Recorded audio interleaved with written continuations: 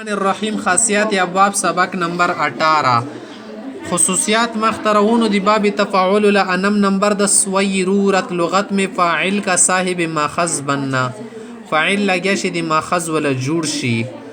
لکه توي تمول زید زید مالدار بنگی دی مول ولا جوړ شولو تمول مول ولا کیدل مالدار شولو 10 نمبر موافقت پیشی کی موافقت کې د موافقت مجرده تش موافقت وی کله کله لکه توي تقبل زید بمانا قبل زید نے قبول کیا زید قبول کړل څنګه مجرد سره موافقت ورلو تقبل او قبل دوړ یو معنا شولا موافقت افعل دی افعل سره موافقت ورشي لکه توي تهجد بمانا اهجد حسن نیند دور کی خوبی و نکړو خوبی لری کو ځون خوبی خاتم کړلو تهجد من رويخ شو تهجدي وکو کنه اهجدان دا معنا د بسترین لری ووسیدو موافقتي فعل سره موافقت کې باب تفعیل سره لګتوي تکذب به آی درویخ جان کړلو دا معنا د بمانه کذبه تکذب به یا کذبه دواړي و معنا شولا उसको کذب झूठ की तरफ منسوب کیا درواغ ته منسوب کړل درواغ ویلیو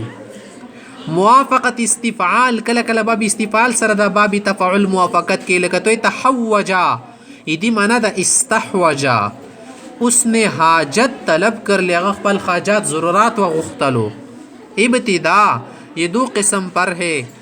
سرے سے اس کا مجرد ہی نہ آتا ہو نہ اس کا ہم معنی نہ دوسرے معانی میں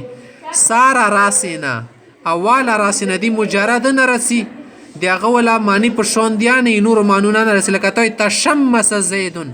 زید آج سورج میں کڑا ہوا زید نن میرے سترگی تاوی لوڑو سیدا تشمس زیدن زید ششول میرے سترگی تاو دریدلو تشمس منا میرے سترگی تاو دریدل سیدا شمسی تاو دریدل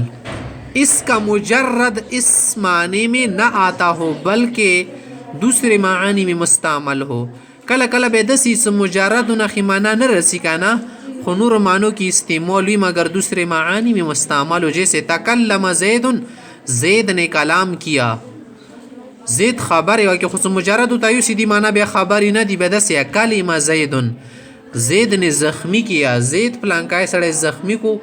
زهرجن خبر وکړه کنه عادي وجنا غزرته تکلیف ورسول جراحات السنان لحل تيام ولا يلتام ما جرح اللسان